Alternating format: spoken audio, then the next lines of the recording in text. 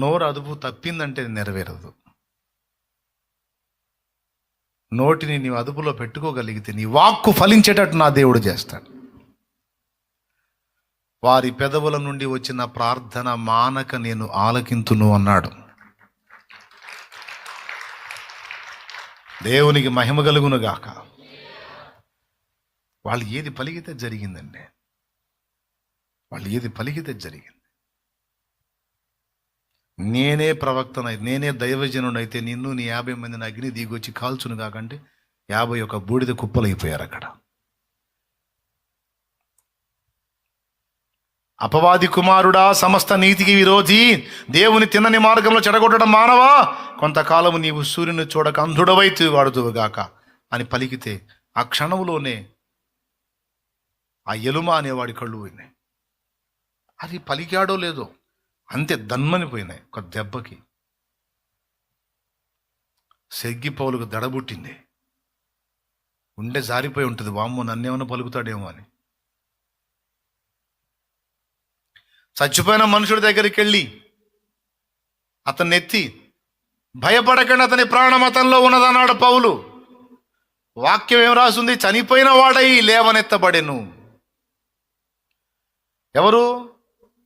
ఐతుకు మేడగది మీద నుంచి పడ్డాడు. అపోస్తల కార్యం 20వ అధ్యాయం చూడు, ఆ సన్నివేశం చదువు. చచ్చిపోయి లేపబడితే లేదు అతని ప్రాణం అతనిలో ఉందంటాడు. నిజంగానే ఉంది చూడు.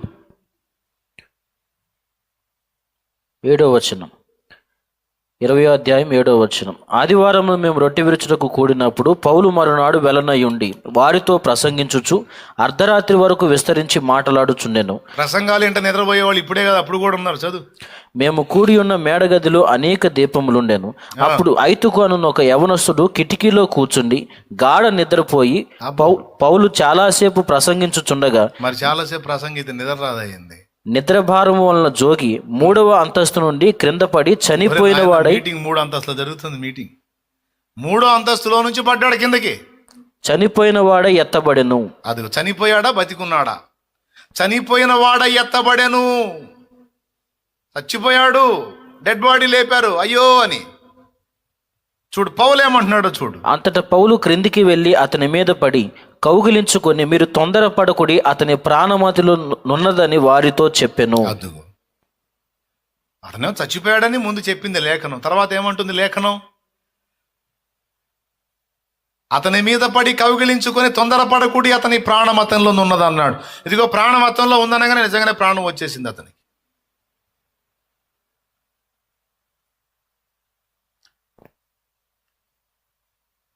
అయినయ్యా, యేసు ప్రభు నిన్ను స్వస్థపరచుచున్నాడు, లే నీ పరుపు నీవే పరుచుకో అన్నాడు పేతురు. తీస్తారా చూస్తారా వచనం కూడా? పలికితే అంతే. అపోస్తలుల కార్యములు పేతురు ద్వారా కూడా మామూలు కార్యాలు చేయలే దేవుడు. 9వ అధ్యాయము అపోస్తల కార్యములు 9వ అధ్యాయము 34వ వచనం చూడు. పేతురు ఐనేయ 33వ వచనం. అక్కడ పక్షవాయువు కలిగి 8 ఏండ్ల నుండి మంచము పట్టి ఉండిన ఐనేయ అను ఒక మనుషుని చూచి పేతురు అంటున్నాడు, ఐనేయ, యేసుక్రీస్తు నిన్ను స్వస్థపరచుచున్నాడు, నీవు లేచి నీ పరుపు నీవే పరుచుకొనమని అతనితో చెప్పగా, వెంటనే అతడు లేచెను. లుద్దలోను షారోనులోను కాపురమున్న వారందరూ అతన్ని చూచి ప్రభు తట్టు తిరిగిది. లుద్దా షారోను అనే ప్రాంతాల్లో కాపురం ఉన్న వాళ్ళందరూ కూడా ఈ విషయాలు విని ప్రభు వైపు తిరిగారట. జస్ట్ పలికాడంతే, అయినయ్యా యేసు ప్రభు నిన్ను స్వస్థపరుస్తున్నాడు, లేచి నీ పరుపు నువ్వే పరుచుకోవాయా. ప్రియులారా, గుండెల్లో ఒక భారం సేవకు వస్తే, సేవ చేస్తానికి లైన్లోకి వస్తే, దేవుని పని చేస్తుంటే ఆ భారం విశ్వాసుడుగా నీవు నీవు నీవు నీవు ఉండి అన్యజనులకు దేవుని శక్తి ఏందో చూపించొద్దు. దేవుని ఆత్మశక్తి ఏందో, ఆయన వాక్కు శక్తి ఏందో. దేవుని వాక్కు మన నోట కలిగి ఉండాలి. మనము పలికినది దేవుని వాక్కుగా పరిణమించాలి. ఎంతమందికి అర్థమవుతుంది? అంత బ్యాలెన్స్లోకి మనం రావాలి. ఆశువుగా మాట్లాడడం, అలవోకగా మాట్లాడడం, చులకనగా మాట్లాడడం, తెంపరిగా మాట్లాడటం అనే దాన్ని మానుకుందాం. జాగ్రత్త పడదాం. నాలుకను అదుపు చేసుకుందాం దేవుడు మెచ్చుకునే విధంగా.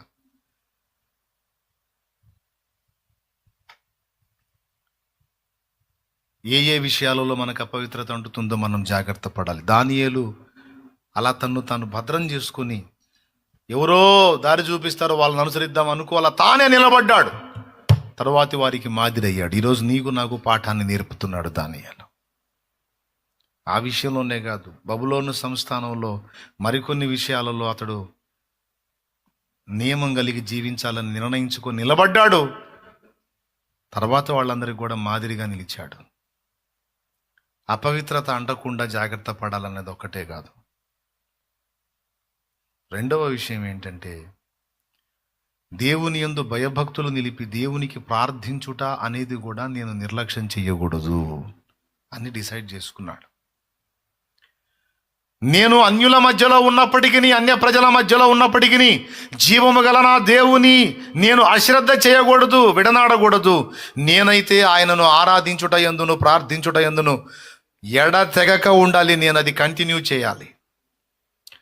రోజుకు 3 సార్లు, దినమునకు 3 మారు మోకాళ్ళుని యెరూషలేము తట్టు కిటికీలు తెరచి తన దేవుని ప్రార్థించుట యందును ఆయనను స్తుతించుట యందును కంటిన్యూస్గా చేస్తా ఉన్నాడట దానియేలు. రెండవ తీర్మానం, 1, దేవుని కొరకు పవిత్రముగా ఉండుట. Point number 1. పాయింట్ నెంబర్ 2, దేవునికి ప్రార్థన చేసి దేవుని స్తుతించి దేవునితో అనుబంధమును కొనసాగించుట. 2. అందుకే అంత ధైర్యంగా చెప్పాడు. నెబుకద్నెజరు కలగన్నప్పుడు కల మరిచిపోయాడు. ఆ నెబుకద్నెజరు అంటాడు, అబ్బాయి కల మర్చిపోయాను, దాని భావం కూడా తెలియదు. కల గుర్తుంటేగా భావం తెలియడానికి. కాబట్టి నక్షత్ర సూచకులు, మాసచర్య చెప్పేవాళ్ళు, కాలజ్ఞానులు మొత్తం రండిరా. అందరూ వచ్చారు. చెప్పండి, నాకు ఒక కళ వచ్చింది, కళ మీరే చెప్పాలి, దాని అర్థం కూడా మీరే చెప్పాలంటే ఎట్లా చెప్తారు? దేవతలు తప్ప నరుడెవడు కూడా దీనికి సమాధానం చెప్పడు సార్ అంటారు వాళ్ళు. మరి అట్లయితే మిమ్మల్ని ఎందుకురా నేను పోషించాలి, వీళ్ళని వేసేసేయమంటాడు. ఇట్లాంటి ఆజ్ఞ అయిందన్న సంగతి దానియేలుకు వినబడినప్పుడు రాజు అధికారి దగ్గరికి దానియేలు వెళ్ళి, నాకు కొంచెం టైం ఇప్పించండి సార్, ఆయన కళ చెప్తాను, దాని అర్థం కూడా చెప్తాను అన్నాడు. ఎలా అనగలిగాడు? ఈరోజు ఏదన్నా సమస్య గొంతు మీదకి వచ్చింది, నీ ఇంటి మీదకో లేకపోతే నీ సమీప కుటుంబస్తుడి ఇంటి మీదకో సమస్య వచ్చింది, నాకు కొంచెం టైం ఇప్పించండి సార్, నేను పరిష్కారం చూపిస్తాను. ఎట్లా? నా దేవుడే చేస్తాడు. ఎందుకు టైం అంటే ప్రార్థించడానికి టైం. దేవునికి స్తోత్రం కలుగును గాక. కొంచెం టైం ఇమ్మని అడుగుతాడు. ఏం ధైర్యంతో అడుగుతాడో ఆ మాట? తను దేవుడితో అనుబంధం కలిగి ఉన్నాడు కనుక తను మోకాళ్ళుని ప్రార్థన చేస్తే తనకు దేవుడు ఆ సంగతి బయలుపరుస్తాడని దానియేలుకు తెలుసు. ఎందుకంటే వాళ్ళిద్దరికీ రిలేషన్ ఉంది, ఫ్రెండ్షిప్ నడుస్తుంది, సహవాసం ఉంది. ఉండటానికి అన్యుల మధ్యలో ఉన్నాడు, పూర్తిగా లోక మధ్యలో ఉన్నాడు. బబులోన్ అంటే లోక మధ్యలో ఉన్నాడు, కానీ దేవునితో అనుబంధాన్ని మెయింటైన్ చేస్తున్నాడు దానియేలు. అది స్పెషల్. అందుకే అంత ధీమాగా చెప్పాడు. నిజంగా అన్నట్లే ఇచ్చిన టైం ప్రకారం చూస్తే రాజు కన్నా కళ చెప్పాడు, దాని భావం కూడా చెప్పేసి ఒక అధికారి అయిపోతాడు అందులో. దేవునికి మహిమ కలుగును గాక. హల్లెలూయా. రెండవది ఏంటండి?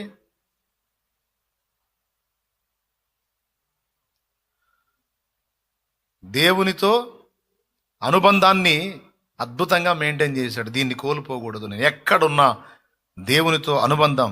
నేను చెబుతున్నా, నిజంగా నువ్వు పురుషుడువైనా స్త్రీవైనా, నువ్వు ఎక్కడున్నా ఏ ప్లేస్లో ఉన్నా దేవునితో ఆ రిలేషన్ అనేది ఎంత బాగా నువ్వు కలుపుకొని ఉండగలుగుతావో అంత బాగా నీకు దేవుని వాక్కు, దేవుని ప్రత్యక్షత, ఐడియాలజీ, ఆ పవర్ నీకు సరఫరా అవుతూ ఉంటాయి. దేవుని వాక్కు, ప్రత్యక్షత, ఐడియాలజీ, జ్ఞానం, సమయోచిత జ్ఞానం అండ్ పవర్ కూడా, శక్తి కూడా సరఫరా అవుతూ ఉంటుంది. ప్రార్థన కూటానికి వచ్చినప్పుడే కాదు, కూటం అయిపోయిన తర్వాత నువ్వు దేవునితో అనుబంధాన్ని మెయింటైన్ చేయొచ్చు, రాబోయేటప్పుడు మెయింటైన్ చేయొచ్చు, పడక మీద మెయింటైన్ చేయొచ్చు, నడకలో మెయింటైన్ చేయొచ్చు, పని దగ్గర మెయింటైన్ చేయొచ్చు. ఎక్కడ ఎనీ టైం సర్వకాల సర్వావస్థల యందు నీవు ఆయనతో అనుబంధాన్ని మెయింటైన్ చేయొచ్చు. ఆ సౌకర్యం దేవునికి ఉంది, దేవుని భక్తునికి కూడా ఉంది. ఎందుకంటే దేవుడేమే నేను బిజీ పద్దాకలేదు నీ సోది అనడు. నీ భర్తతో నువ్వు చెల్లి పొద్దస్తమానం నేను మీతోనే ఉండాలండి, ఎప్పుడు ఎక్కడన్నా మీ ధ్యాసలోనే ఉండాలి, మీతోనే ఉండాలి, మీరు ఎప్పుడు నాకు అందుబాటులో ఉండండి, ఫోన్ ఆన్లో పెట్టండి, నేను మాట్లాడుతూ ఉంటానంటే నీకేం మెంటలా, నాకేం పనులు లేవా, ఇంక నేనేం పనులు చేసుకోవద్దా, బాగానే ఉంది అంటాడు. కానీ యేసయ్యతో నువ్వు ఆ మాట చెప్పు, నువ్వు ఎప్పుడు కొంచెం అందుబాటులో ఉండాయా, నేను ఎనీ టైం నీతో మాట్లాడాలంటే మంచిది కుమారి తప్పనిసరిగా అంటాడు. మంచిది నా కుమారుడా, ఎప్పుడు వస్తావురా, ఎనీ టైం నీకు అందుబాటులో ఉన్నా, ఇంకా చెప్పాలంటే నీకోసమే చూస్తున్నా దాయ్యా అంటాడు. నువ్వే బిజీ కానీ నేను ఎప్పుడు నీకు అందుబాటులోనే ఉన్నాను బాబు అంటాడు దేవుడు. కానీ దానియేలు అట్ట కాదండి. దానియేలు ఉన్నది లోకస్తుల మధ్యలో ఉన్నప్పటికీ దేవునితో వ్యక్తిగత సంబంధాన్ని అద్భుతంగా నెరవేర్చుకున్నాడు. 2 విషయాల్లో సూపర్. ఎంత ప్రాణప్రదంగా ఎంచాడంటే, దేవుడితో మాట్లాడటం మానేయాలి అంటే దానికంటే చచ్చిపోతే పోయిద్ది. దేవునితో మాట్లాడటం మానుకోవటం ఏంటి సార్, దానికంటే ఇంకా బతికుంటం ఎందుకు, చచ్చిపోతేనే పోయిద్ది. దైవ సహవాసంలో దైవ సాంగత్యంలో లేకుండా నన్ను ఆపేవాడెవడు? రాజా, నేను మాట్లాడుతున్నవాడు రాజులకే రాజు. చక్రవర్తి, నేను మాట్లాడేవాడు సర్వలోకానికి చక్రవర్తి, విశ్వానికి చక్రవర్తి, చక్రవర్తులకే చక్రవర్తి ఆయన.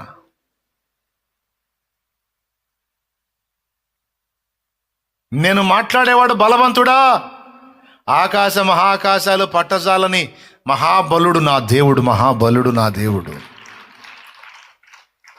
ఆయన సెలవు లేకుండా నన్ను ఎవడేం చేస్తాడు, నేను ఆయనతో మాట్లాడకుండా నన్ను ఆపేవాడెవడు? ఎట్టి పరిస్థితుల్లో అది అసంభవం అని డిసైడ్ అయిపోయి దానికోసం చచ్చిపోవటానికి రాజు ఆగ్రహానికి కూడా ఇష్టపడ్డాడు, కానీ దేవునితో మాట్లాడుట అనే దాన్ని ఆపడానికి ఇష్టపడదు. ఎందుకంటే దేవునితో మాట్లాడుట, దేవుని సన్నుతించుట అంత శక్తివంతమైనవి, అంత అవసరమైనవి. దేవుని సన్నుతి సర్వసత్యములో నన్ను నీవు నడిపి ఆదరించిన పరిశుద్ధాత్ముడా, సర్వసత్యములో నన్ను నీవు నడిపి ఆదరించిన పరిశుద్ధాత్ముడా, కృపాదారము నీవేగా శాలేము రాజా, నిన్ను సన్మానించెదను. కృపాదారము నీవేగా శాలేము రాజా, నిన్ను సన్మానించెదను, సన్నుతించెదను. దయాళుడవు నీవని యెహోవా నీవే, దయాళుడవని నిన్ను సన్నుతించెదను. యెహోవా నీవే, దయాళుడవని నిన్ను సన్నుతించెదను. దేవునికి మహిమ. సన్నుతి ప్రతిరోజు యెరూషలేము తట్టు కిటికీలు తెరిచి రోజుకు 3 సార్లు, పొద్దున, మధ్యాహ్నం, సాయంత్రం 3 సార్లు దేవునికి ప్రార్థించుచు ఆయనను స్తుతించుచూ వచ్చెను. ఏమండి, ఒక సిస్టమ్ ఏర్పాటు చేసుకున్నాడు, ఒక క్రమాన్ని ఏర్పాటు చేసుకున్నాడు. నిజంగా దేవుని కొరకు బలమైన కార్యాలు సాధింపగోరిన వాళ్ళు క్రమశిక్షణలోనికి రావాలి. ఫలానా భక్తుడు పొద్దున్నే ఆడుంటాడు అంటే ఫలానా దగ్గర ఉంటాడు, ఫలానా భక్తురాలు పొద్దున్నే ఎక్కడ ఉంటుంది, ప్రార్థనా గదిలో ఉంటుంది. క్రమశిక్షణ. నేను చెప్తున్నా, గొప్ప కార్యాలు సాధించాలంటే మాత్రం కొన్నిటిని మనం కంట్రోల్ చేసుకోవాల్సిందే. కొన్ని విషయాల్లో మనం నిబద్ధతగా వ్యవహరించాల్సిందే. బాయ్, వింటున్నానా? వింటున్నారా? కొన్ని మెయింటైన్ చేయాలి. అన్యులు చూడండి, ప్రపంచ ప్రఖ్యాతిగాంచిన వ్యక్తులలో చాలామంది వాళ్ళ లైఫ్లు చూడండి మీరు, వాళ్ళు డిసిప్లిన్ మెయింటైన్ చేశారు, క్రమశిక్షణను మెయింటైన్ చేశారు.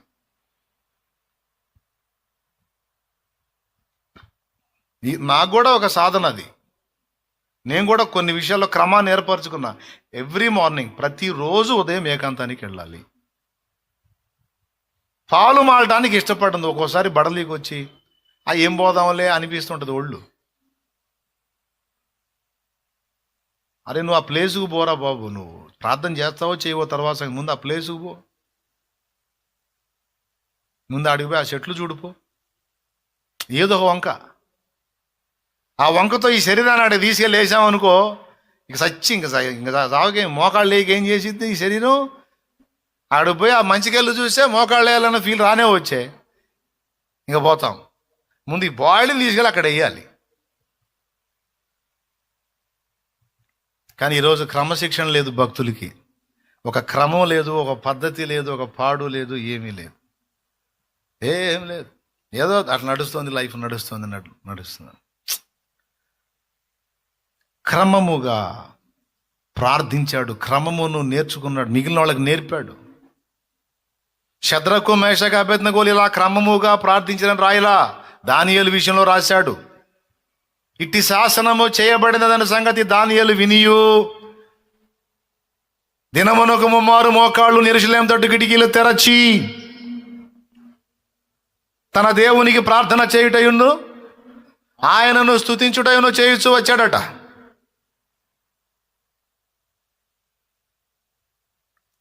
ఎవరు ఆపారు దానియేలు ప్రార్థనని?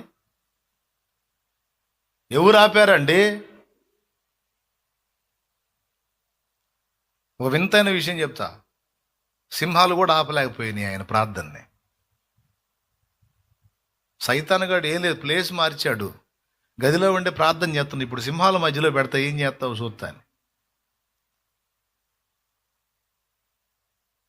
ఇప్పుడు కేసు పెట్టారు కదా, ఉదయం మధ్యాహ్నం సాయంత్రం 3 రోజుకు 3 మారు ప్రార్థన చేయాలి కదా. ఏందండి అటు చూస్తారు? మరి ప్రార్థన ఫస్ట్ ఉదయం ప్రార్థన చేస్తుంటే రెడ్ హ్యాండెడ్గా పట్టుకొని పోయారు. అర్థమైందా? అరెస్ట్ చేశారు. ఇక ఆ కేసు గురించి వాదన అయిపోయింది. రోజంతా ఉదయం నుంచి సాయంత్రం దాకా రాజేమో ఇది దానియేలు విషయంలో దీన్ని వదిలేస్తున్నా అంటాడు. వీళ్ళేమో అంటే ఒక కంట్లో బెల్లం అని ఒక కంట్లో సున్నమా, అంటే మిగిలిన ప్రజలు ఎవడు తప్పు చేసినా సింహాలకి ఆహారమా? నీకు ఇష్టమైన దానియేలు చేసే మాత్రం దానియేలు వదిలేస్తావా? అసలు నువ్వు ఎట్లా న్యాయవంతుడి, నువ్వు ఎట్లా రాజువి? వాదన. మీరు ఎన్నైనా చెప్పండి, నేను దానియేలు వదిలేస్తా. నా శాసనానికి అడ్డైంది మీరు, నేను చెప్తే జరగాలంతే అంటాడు. జరగాలి, మేము కూడా చూస్తాం, మేము కూడా చేస్తాం. కానీ చివరికి వారి వాదనలే గెలిచాయి. దానియేలు గోల ఏంటంటే, ఒరే నాయన, ఇది నేను ప్రార్థన చేసుకునే సమయం రా, ఈ మధ్యాహ్నం అంతా ఏడే తగలు పెట్టారా, నా దేవుడితో మాట్లాడుకునే సమయం రా ఇది, ఆ సమయం పోగొట్టారు. ఇక రాత్రి వరకు ఈ వాదనే సరిపోయింది. మధ్యాహ్నం ప్రార్థన పోయింది, నైట్ ప్రార్థన పోయింది. తీసుకెళ్ళి ఆ సింహాల గుహలో వేశారు. వేస్తే ఈ 2 పూట్ల ప్రార్థన ఆడ చేశాడు.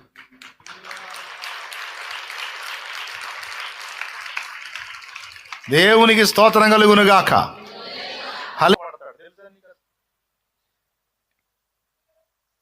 సింహాలకి ఫుడ్ అవ్వటం సంగతి ఏవో సార్, నా ప్రేయర్ టైం పోగొట్టారు దరిద్రులు. అయినా నేను చేయవు, నాకు తెలుసు, నువ్వు ఉన్నావుగా. కాబట్టి మధ్యాహ్నం ప్రార్థన చెడగొట్టారు, సాయంత్రం ప్రార్థన చెడగొట్టారు అంటే ఏం టెన్షన్ పడక దానియేలు, నైట్ గుహలో చేద్దు దాన్ని మాట్లాడుండడు దేవుడు దానియేలుతో. రాజుగన్న కళ అర్థం చెప్పిన దేవుడు, ప్రభా నా 2 పూట్ల ప్రార్థన చెడగొట్టి దరిద్రులు అన్నప్పుడు ఏం కాదు, ఆ గుహలో చేద్దు కానీ, నైట్ అంతా గృహలో చేద్దు కానీ, నువ్వు దాని గురించి ఆలోచించొద్దు. సరే తీసుకెళ్ళేయండి రా తొందరగా, అందులోనే ఏంట్రా బాబు, మీ దరిద్రపు గోలు ఇన్లేసేస్తున్నాను నేను. అందులో ఏంటి మీకంటే అయ్యే నయం. మీలాంటి కుళ్ళు, కుచితం, కుట్ర, కుతంత్రాలు ఇవన్నీ తెలియవు. ఆకలి అయితే ఏదన్నా చంపుకొని తింటాం, బబ్బోటం తప్ప వాటికి కుట్రలు, కుతంత్రాలు, మోసాలు, దగాలు, వంచనలు, దారుణాలు ఇవన్నీ తెలియవు వాటికి. అందులోనే ఏంటి పోండి. దానియేలును ఆ గుహలో విసిరారు, లోపల దూతున్నాడు. సింహాలన్నీ ఒక దరిగిపోయి ఉన్నాయి. ఏం లేదు, ఇక ఏం లేదు. దగ్గరకు వచ్చి చూసి పోయేదానికి కూడా లేదు. అవన్నీ ఒక దరిగిపోయి గడగడ గడగడలు ఆడుతున్నాయి. చూశాడు, ఏమన్నా వస్తాయేమో, ఏం దగ్గరకు రావట్లా. నువ్వెవరు బాబా, మా పేడానికి వచ్చినట్టున్నావని అయ్యి సర్దుకున్నావు పక్కకి. దేవునికి స్తోత్రం. ఎంతసేపు ఉంటావు నాయన? సింహాలు ఏం టెన్షన్ పడవకుండా 2 పూటలు ప్రార్థన మిస్ అయింది, ఈ నైట్ ప్రేయర్లో గడుపుతానని ప్రేయర్లో కూర్చున్నాడు. దేవుణ్ణి మహింపరుచుకుంటున్నాడు, దేవుని సన్నతించుకుంటున్నాడు, దేవుని కృతజ్ఞతలు చెప్పుకోడు. ఎన్ని పాడాడో ఆ రాత్రి, ఎన్ని పాటలు పాడాడో ఆయన మహింపరిచే పాటల్లో. ఎంత కీర్తించుకున్నాడు, ఎంత సన్నతించుకున్నాడు, ఆ మహిమ కనపడుతుంది కార్యం. ఇంకా చెప్పాలంటే ఇంకొక దేవుని కృప, దేవునికి స్తోత్రం. ఎప్పుడు సింగిల్గా ప్రార్థన చేసుకున్నాడు. ఈరోజు దూత కూడా ఉన్నాడు అండ్ సింహాలు కూడా కూర్చున్నాయి. మొత్తం టోటల్ ఎన్ని సింహాలు ఉన్నాయో లెక్క రాయలేదు, కానీ మొత్తం అన్నీ ప్రార్థనే. దానియేలుతో జత కలిసి ప్రార్థన చేయడానికి దూత వచ్చాడు. దానియేలు ప్రార్థన, దానియేలు నడిచింది. తొందరగా బయటికి పంపించు దేవుడు అని సింహాలు ప్రార్థన చేసుకుంది. వాటికి ప్రాణభయం కదండి. అవి కూడా ఇక సైలెంట్గా ఎప్పుడు పోతాడు బయటికి అని. ఎందుకు? గుహంతా వెలుగు. దేవునికి స్తోత్రం కలుగును గాక. హల్లెలూయా. ఎంత టెన్షన్ పడ్డాయంటే, తర్వాత దానియేలు వేసిన శత్రువులు వేస్తే ఎముకలతో సహా పగల కొరికి పొడి చేసింది అంట. నీ పనేనంటారా? రాత్రి అంతా మాకు అంత టెన్షన్ కారణం మీరేనా? ఏమన్నా మిస్ అయితే ఉండేవాళ్ళం మేము, మమ్మల్ని చంపేసేవాళ్ళు కదరా అని. ఎముకలు సహితము పగుల గురికి పొడి చేసిన అంత ప్రకోపంతో ఉన్నటువంటి సింహాలు ఎందుకు దానియేలుని ముట్టనైనా ముట్టలేదు? లోపల ఉన్నాడు దూత. ఆపారా దానియేలు ప్రార్థనని? ఆపరా. ప్రార్థన చేసుకుంటానే ఉన్నాడు, స్తుతించుకుంటా ఉన్నాడు, మయంపరుచుకుంటున్నాడు. రాజు నిద్రగాశాడు. ఇంకా చెప్పాలంటే దూత మేలుకున్నాడు, దానియేలు మేలుకున్నాడు, సింహాలు మేలుకున్నాడు, రాజు కూడా మేలుకున్నాడు. అంతలా రాజు కూడా నిద్రపట్ట కూర్చున్నాడు. ఇంకా తెల్లవారకు మునిపే చాలా చీకటి ఉండగానే వచ్చి, జీవము గల దేవుని సేవకుడమైన దానియేలు, ప్రాణాలకు తెగించి పిచ్చి పట్టినట్టు ఆరాధించి ప్రార్థించావే. ఆ దేవునితో మాట్లాడడానికి, ఆయన ఆరాధించడానికి చావు కూడా తెగబడ్డావే. దానియేలు, నీ దేవుడు నిన్ను కాపాడగలిగాడా? ఇంతగా తప్పించావే, ఇంతగా పరితపించావే, ఇంతగా చావు కూడా తెగబడ్డావే, మరి నీ దేవుడు నిన్ను కాపాడగలిగానా అంటే లోపల గుహలో నుంచి స్వరం వినపడుతుంది, రాజు చిరంజీవి ఎగునుగాక. నాకు తెలిసి రాజుకు రోమాలు నిక్కర పొడుచుకొని ఉంటాయి. ఆ వాయిస్ వినపడగానే గుండె జారిపోయి ఉంటుంది. నాకు తెలిసి వేగం ఒక్కసారిగా పెరిగిపోయి ఉంటుంది ఆ చల్లని వేళ, ప్రశాంతపు వేళ. రాజా, నీకు నీ వారి దృష్టికి దోషినని నన్ను ఇందులో పడవేశారు, కానీ నా దేవుని దృష్టికి నేను నిర్దోషినైతిని గనుక, నా దేవుని దృష్టికి నేను నిర్దోషినైతిని గనుక, రాజుగా నీవు చంపాలనుకున్న రాజాది రాజు సెలవీయక తన దూతను అంపి, నీ దూతలతో నువ్వు సింహాల మధ్యలో నన్ను వేస్తే దేవుడు తన దూతని, ఏ రాజు కోసం నేను నిలబడ్డానో, ఏ రాజు కోసం నేను చావడానికి సిద్ధపడ్డానో, ఏ రాజుని ఆరాధించడం నా ప్రాణప్రదం అనుకున్నానో, ఆ రాజు తన దూతను పంపించాడు. రాజాది రాజు, రాజుల రాజు తన దూతను పంపి సింహములు నాకే హాని చేయక వాటిని కంట్రోల్ చేశాడు. ఇప్పుడు నీ దృష్టికి కూడా నిర్దోషినే కదా అంటే, రాజు ఎవరక్కడ? తక్షణమే దానియేలు వెలుపలికి తీసుకున్నాడు. దానియేలు ఇందులో పడవేయటానికి కారణమైన వాళ్ళని తెచ్చి ఇందులో ఏమన్నాడు. 2 సంగతులు. దేవునితో మాట్లాడటం ప్రాణప్రదం. క్రమశిక్షణ కలిగిన వాడు, ఫలానా అమ్మాయి ఏం చేస్తుంది పొద్దున్నే అంటే ఎట్టి పరిస్థితుల్లో ప్రార్థనలో ఉంటుంది. ఫలానా ఆయన ఏం చేస్తుంది, ఎట్టి పరిస్థితుల్లో ప్రార్థనలో ఉంటాడు. ఫలానా దైవజనుడు ఏం చేస్తాడు, పొద్దున్నే గురకబెట్టి నిద్రపోతుంటాడు కాదు.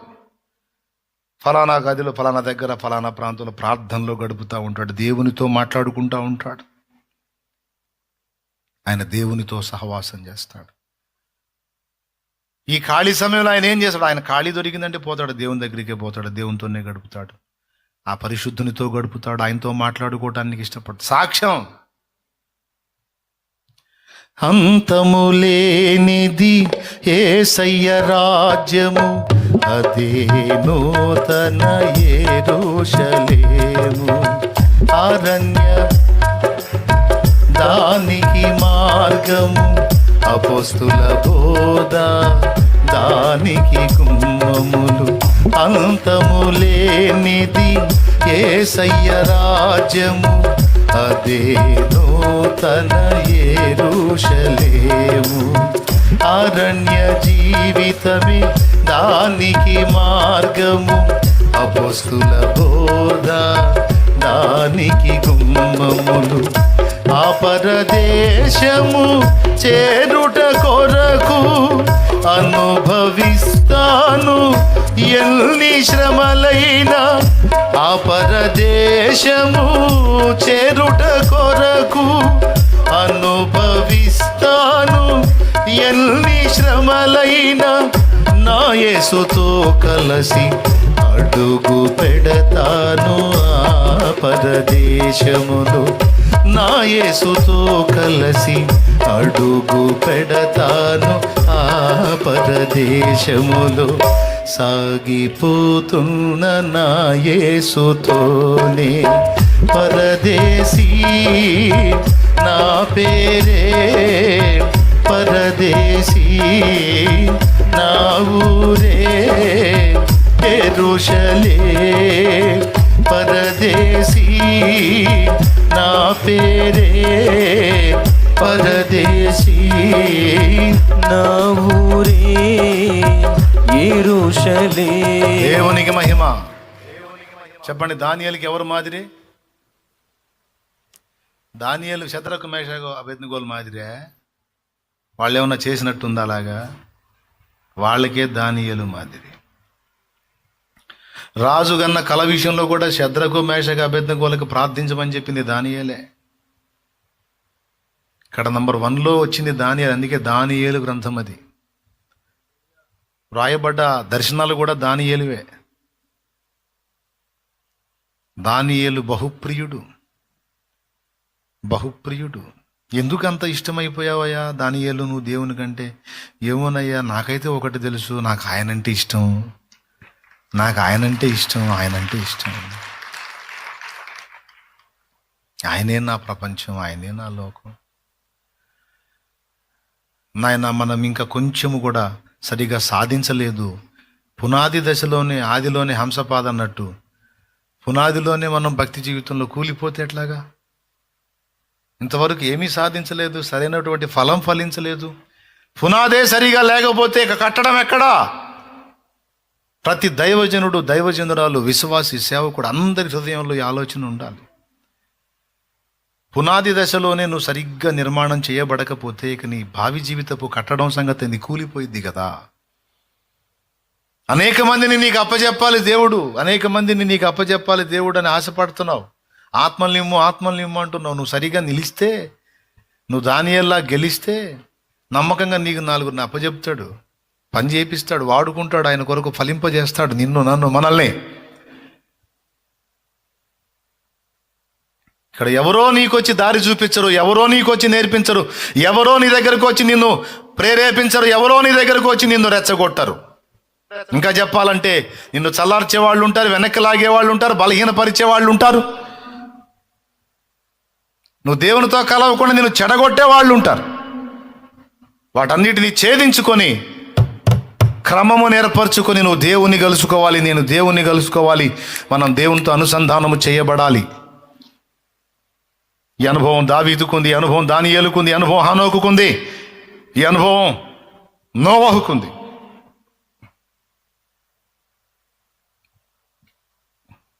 యాకోబుకుంది అనుభవం,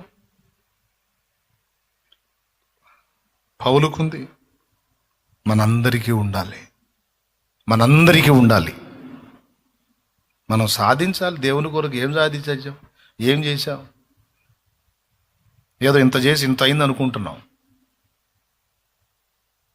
నా మట్టుకైతే నేను అలానే ఫీల్ అవుతున్నాను. చేసింది ఏమీ లేదు, ఇంకా చేయాల్సింది చాలా ఉంది. అయితే ఇక్కడ చివరిలో ఒక మాట చెప్పాలి. దేవుని కొరకు గొప్ప కార్యాలను సాధించడానికి నీ ఆశ కలిగి పూనుకున్నప్పుడు, దానికోసం నువ్వు ప్రయత్న పడుచుండగా, దాన్ని అడ్డగించడానికి సాతాను యొక్క దాడులు తెంపు లేకుండా వస్తానే ఉంటాయి, ఎదురెదురు. అక్కడ నువ్వు డ్యామేజ్ కాకుండా జాగ్రత్త పడాలి. పట్టు వదలకూడదు, గురి వదిలిపెట్టకూడదు, దర్శనం పోనీయకూడదు. పట్టు పట్టాలి. పట్టు పట్టారాదు, పట్టి విడువరాదు. పట్టెనేని బిగియ పట్టవలను, పట్టి విడుచుట కంటే పడి చచ్చుటే మేలు అన్నాడు ఒక యోగి. అట్లాగా దేవుని విషయంలో పట్టుబడితే వెనకడుగు వేయడానికి వీల్లేదు. కానీ దాడి మాత్రం జరుగుతూ ఉంటుంది. శత్రువు మరి అదే పోరాటం అంటే, ఆత్మీయ పోరాటం. దానికి సంబంధించి మనుషుల్ని ప్రేరేపిస్తాడు, పరిస్థితులు చుట్టుముట్టేటట్టు చేస్తాడు. నీ క్రమమును తప్పించడానికి వాడు చేసే కుట్ర వాడు చేస్తాడు. అయితే క్రమం తప్పడానికి వీల్లేదు. తీర్మానం చేసుకొని జాగ్రత్తగా నువ్వు ముందుకు సాగితే, కొద్దిగా క్రమం కలిగి నడిస్తేనే ఎంతో పొందగలిగాను నేను దేవుని కృపలో. కొంచెము క్రమాన్ని పాటిస్తేనే, కొంచెము క్రమాన్ని అనుసరించి నడిస్తేనే చాలా కృప చూడగలిగాను నేను. ఇంకా ఏదన్నా ఇంకా మెరిట్గా ముందుకు వెళ్ళగలిగితే ఇంకా గొప్ప కార్యాలు చూడగలను. నా మనసుకు నేను చెప్పుకుంటున్నాను. దేవభక్తి సాధనలో నిన్ను డిస్టర్బ్ చేసేవాళ్ళు ఉండొచ్చు, రాజీ పడిపోయి నిన్ను కూడా రాజీ పడు అని పిలిచేవాళ్ళు ఉండొచ్చు. వాళ్ళ రాజీ మాదిరిని నీకు చూపించి నిన్ను వెనక్కి లాగొచ్చు. నువ్వు ఆ మాదిరిలు చూడొద్దు. మరెవరో మంచి మాదిరి ఇస్తారని ఏ మాదిరి కోసమో చూడొద్దు. నువ్వే ఒక మాదిరివి కావటానికి నిర్ణయం చెయ్యి. నువ్వే నిలబడు. నీ చుట్టూ క్లైమేట్ అంతా కూడా మలినం అయిపోయిందా? భక్తులు కూడా పాడైపోయారా? ఆఖరికి నేను కూడా సరైన భక్తి నీకు చూపలేకపోతున్నానా? అట్లయితే నన్ను కూడా పక్కన పెట్టి నువ్వే నిలబడు. నాకంటే మించి నువ్వు చెయ్యి, క్రమాన్ని అనుసరించి చెయ్యి. నీ రోషాన్ని నువ్వు ప్రదర్శించు.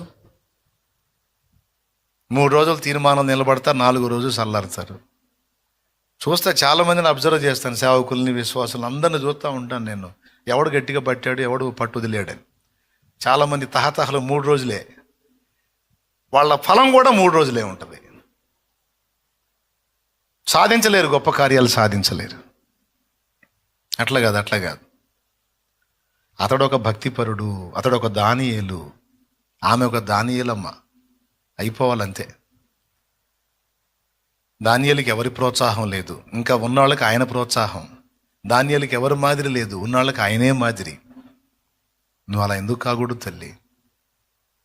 అప్పుడు నీ కుటుంబము, నీ సమాజము, దేవుని పని అన్నీ ఆశీర్వాదకరంగా ఉంటాయి. కృప మనందరికీ తోడై ఉండునుగాక. దేవుడు మన మనోనేత్రాలు వెలిగించుగాక.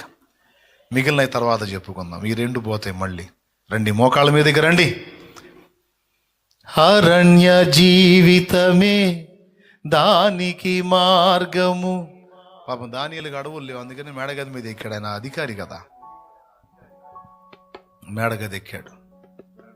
రోజు క్రమం తప్పకుండా ఆ రాజు దగ్గర నమ్మకంగా ఉన్నట్టే ఈ రాజు దగ్గర నమ్మకంగా ఉంటాడు.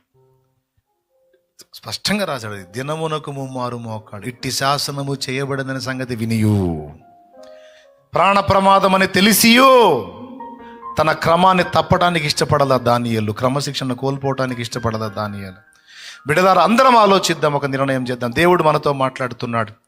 దేవుడు మనతో అనేక సంగతులు మాట్లాడాడు. నాలుకను అదుపు చేసుకునే విషయంలో, మనం మౌనులం కావాలనే విషయం, ధ్యానులం కావాలనే విషయం, జ్ఞానం పొందాలనే విషయం. మనం చేసింది కొంచెం అనే సంగతి దేవుడు మనతో మాట్లాడుతున్నాడు. ఇంకా చేయాల్సింది చాలా ఉందనే విషయాన్ని మాట్లాడుతున్నాడు. టైం అయిపోతుంది, కాలం ఖర్చు అయిపోతుంది. సమయాన్ని పోనీయకూడదు. తీర్మానం చేద్దాం. రండి, మోకాళ్ళ మీదకి రండి. దేవా, నాతో మాట్లాడినందుకు నీకు వందనాలు. సరి చేసుకుందాం, మోకాళ్ళ మీద నిలబడదాం, ప్రార్థన చేద్దాం.